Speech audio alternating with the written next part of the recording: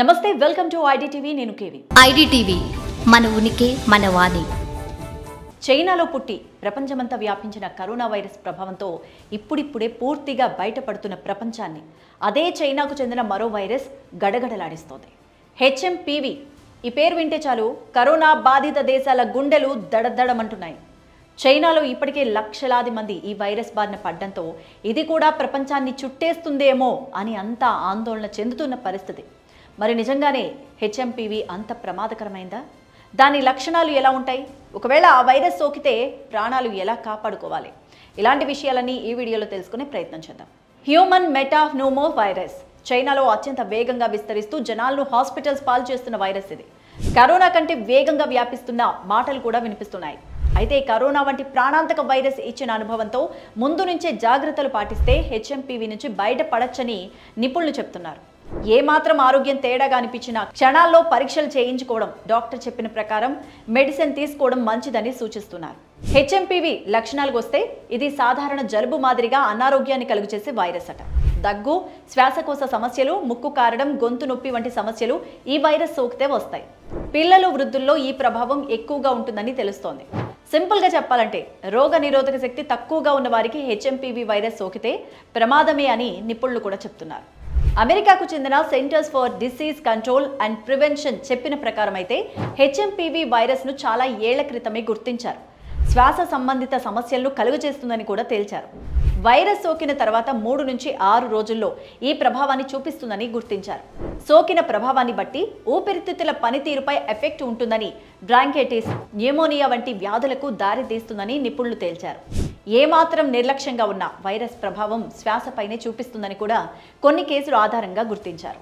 ఇక ఇలాంటి ప్రభావాలే ఇప్పుడు చైనాలో కనిపిస్తున్నట్టు తెలుస్తోంది. అనధికారికంగా లక్షలాది మంది హెచ్ఎంపీవీ వైరస్ బారిన పడి హాస్పిటల్స్లో చేరుతున్నట్టుగా సమాచారం కూడా అందుతోంది. ఇదేమంతా కంగారు పడాల్సిన విషయం కాదని చైనా చెబుతున్నా అజాగ్రత్తగా ఉంటే మళ్ళీ ప్రాణాంతక కరోనా వంటి ముప్పును కూడా ఎదుర్కోవలసి వస్తుందేమోనని ప్రపంచ దేశాలు కూడా ఇప్పుడు గజగజలాడుతున్నాయి. పైగా హెచ్ఎంపీవీ వైరస్ నివారణకు ఇప్పటివరకు వ్యాక్సిన్ కూడా లేదు, యాంటీవైరల్ చికిత్స లేదు. ఈ వైరస్ లక్షణాలను తగ్గించుకోవడానికి మామూలు అవగాహన తప్ప స్థిరమైన ట్రీట్మెంట్ విధానాలు లేకపోవడమే ప్రపంచంలో భయాందోళనకు కారణమవుతోంది. మరి ఇప్పటివరకు హెచ్ఎంపీవీ వైరస్ పై ఉన్న అవగాహన ప్రకారం అయితే జలుబు లక్షణాలు ఉన్నవారు బయటకు వచ్చేటప్పుడు మాస్క్ తప్పనిసరిగా ధరించాలి. తరచుగా చేతులు కడుక్కుంటూ ఉండాలి. జలుబును దాటి దగ్గు, జ్వరం, గొంతు నొప్పి, శ్వాస ఆడకపోవడం వంటి సమస్యలు కనుక వస్తే ఏమాత్రం నిర్లక్ష్యం చేయకూడదు. సొంత వైద్యాన్ని పొరపాటును కూడా చేయకుండా డాక్టర్ దగ్గరికి వెంటనే వెళ్ళండి. అలా అని భయంతో బెదిరిపోవలసిన పని కూడా లేదు. ఆరోగ్యంగా ఉన్నవారు ఈ విషయంలో ముందస్తు జాగ్రత్త తీసుకోవాల్సిన అవసరాన్ని గుర్తించాలి. జలుబు లక్షణాలు మొదలు కాగానే కాస్తంత వేడి నీళ్లను తాగడం అలవాటు చేసుకోండి. కరోనా వైరస్ కాలం ఇచ్చిన అనుభవంతో వ్యాధి రాకుండా ఎలా జాగ్రత్తలు తీసుకోవాలి అనే విషయంపై అవగాహన కూడా పెంచుకోవాలి. భయాన్ని వదిలిపెట్టండి, ముందస్తు జాగ్రత్తలు పాటించండి. ఎలాంటి టెన్షన్ అవసరం లేదన్న వాస్తవాన్ని కూడా గుర్తించండి. అలాగే హెచ్ఎంపీవీ వైరస్ పై వస్తున్న అప్డేట్స్ను ఫాలో అవుతూ అవగాహన మరింత పెంచేసుకుంటూ జాగ్రత్తగా ఉండాలి. అవసరాన్ని బట్టి డాక్టర్స్ను సంప్రదించాల్సిన అవసరాన్ని మాత్రం ఖచ్చితంగా గుర్తుపెట్టుకోండి.